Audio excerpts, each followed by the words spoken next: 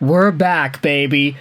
For the first time in years, we are finally making Vancouver Canucks-centered Why I Want videos, and I know some of y'all who are not fans of the Canucks may be a little bit offended right now. Lego, why are you taking the Prospect series and focusing it on one specific NHL franchise? Well, it's because Why I Want originally started out as a Vancouver Canucks-centered show. It would be prospects that I would want for my Canucks.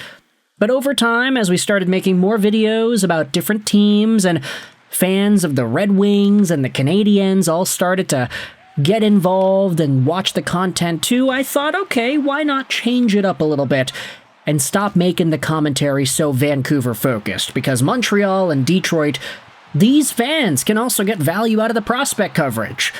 They're finishing low in the standings, they're getting top draft picks, right? But after a one-year hiatus of Why I Want, and in a season now where my Red Wings and Canadiens are near the top of their Atlantic Division, bye-bye guys, you guys are not in the draft lottery conversation anymore. Now my Vancouver Canucks are the worst team in the NHL. And that is after winning 2 games in a row.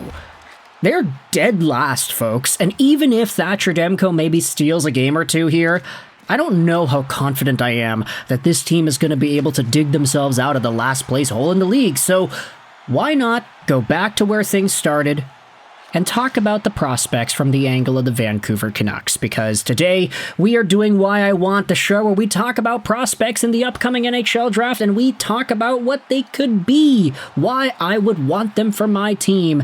And today we are starting out with the guy at the top of the food chain. He is the projected first overall pick, a guy who unfortunately has started to fall into a realm of doubters, but who still displays such tremendous skill, upside, and projectability. Today we are talking about Gavin McKenna.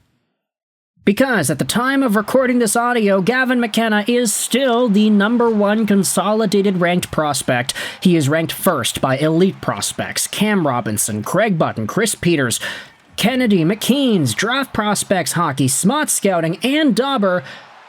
However, you will note that the Hockey News' Tony Ferrari has McKenna at number 3, Sam Constantino of Sportsnet has McKenna at number 2, and Jason Picala of Sportsnet has McKenna at number 2 as well. We are starting to see a shift. A guy like Gavin McKenna, who was supposed to be #1 overall for so long, is now being talked about as potential 2nd or even 3rd overall fodder.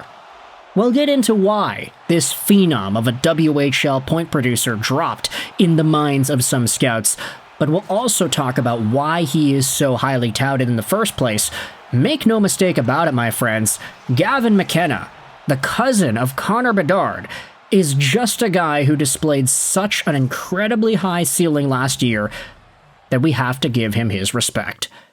McKenna is 17, 6 feet 170, a left-handed left-wing guy out of Whitehorse, Yukon Territories, and he is listed on Elite Prospects as a cerebral tactician, a heavy shooter, and an offensive forward.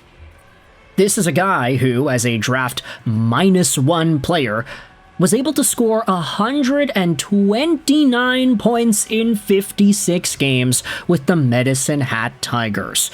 He was over 2 points a game in both the regular season and the playoffs, and in his rookie season with the Medicine Hat team, at the age of 15, he was already scoring 97 points in 61 games. That's ridiculous. He made the U18 team, scoring 20 points in 7 games in that tournament, lit it up with the U17s as well. Gavin McKenna, from a very early age in his major junior development, was already producing numbers that were better than guys that were way older than him, and also top draft picks of years to come. McKenna outscored everybody in the WHL as a draft -1 player with the exception of Washington's Andrew Crystal. And that tells you all you need to know about the production side of things. Then you think about what makes him so lethal and how he's able to get those points, And you start thinking about Gavin McKenna and the way he sees the game, the vision, how he's able to look off into the distance and just know what he needs to do. How this guy is able to acknowledge where everybody is on the ice, take a split second or two to understand his options, and make the best possible play 99% of the time.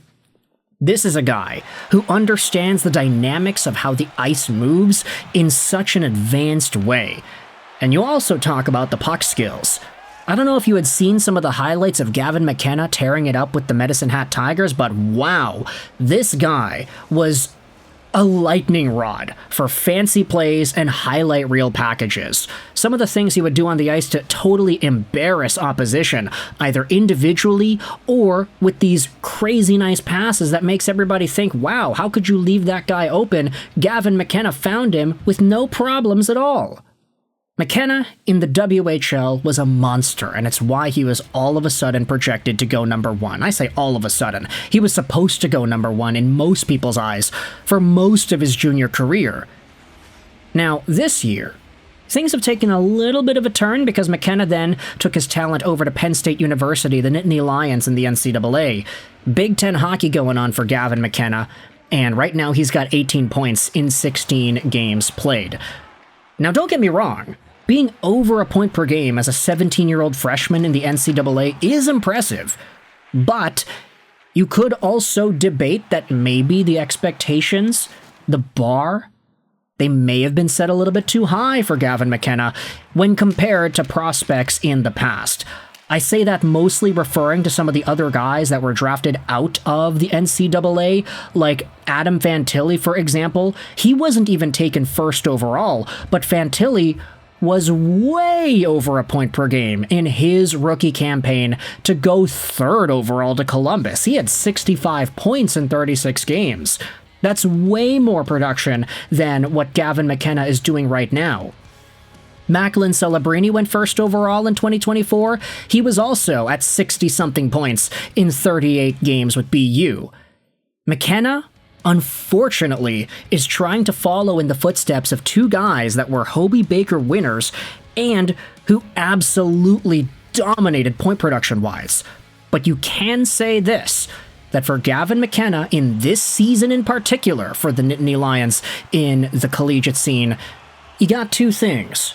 First, it's the fact that he is a freshman in a brand new college environment after playing major junior this entire time, stepping into a roster where, admittedly, the line mates and the support hasn't really been there, and they don't really allow him to shine in the same way that he did in Medicine Hat, because a lot of what makes McKenna's gameplay so special is how he's able to set guys up out of nowhere, and if his teammates are not present, his teammates don't have that awareness to be able to go where they need to go to set themselves up for McKenna, it drags everybody down with the ship. And number two, this is not a guy who's stepping into the same NCAA environment. The collegiate scene has taken on a lot more players this year than they have ever before. And that's because of the new rules that allowed players from the WHL to be able to take on college education and play NCAA hockey. There are AHL guys that have been able to step into the NCAA this year. It isn't just the same crop of American guys and Canadian Junior A players that are making their debuts in the collegiate scene this year. There's a pretty big explosion of talent of guys that have decided to take the college route. And so you can make the argument that the NCAA that McKenna is in right now is a little different and maybe more tough compared to the NCAAs that Adam Fantilli and Macklin Celebrini were able to win those Hobey Bakers with. Just a thought, I'm not making excuses for the guy, he is still projected to go number one by most outlets after all, but you can start to see why there is an argument that says that McKenna maybe isn't doing as well as we had hoped, especially when you consider that absolutely game-breaking point production he had in the WHL, which, by the way, was better than Connor Bedard. At least if you look at it from a draft year perspective and not a calendar year perspective.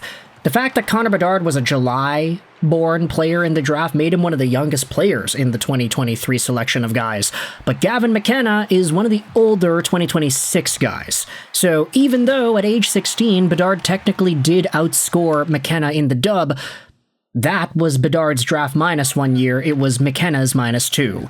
And at age 17, Bedard's draft year, he had a 143-point season, McKenna had a 129-point season, although this was technically McKenna's draft minus 1. So there are semantics behind it, also the fact that Bedard lit up the World Juniors with 23 points in 7 games before getting drafted. This does not match McKenna's 2025 World Juniors, where he had a goal in 5 games, because McKenna this year is going to totally explode at the World Juniors, maybe even in the same way that Bedard did. But we'll wait and see. This is a guy who has an upper ceiling of being a first-line, game-changing, franchise-caliber talent. And for the Vancouver Canucks, as a long-term left wing alongside of either Elias Pettersson, Marco Rossi, or a Braden Coots, I'd like the sound of that a lot. I think this was more of a general scouting report rather than just a Vancouver one, but either way, you can let me know your thoughts in the comment section below. How do you feel about Gavin McKenna as the potential first overall pick of this year's draft? What do you think he could do with any of these Vancouver guys? How do you think he would impact the franchise? And even if you're not a Canucks fan, let me know your thoughts. What do you think about this dude and his long-term potential? I hope you enjoyed this video. And bye.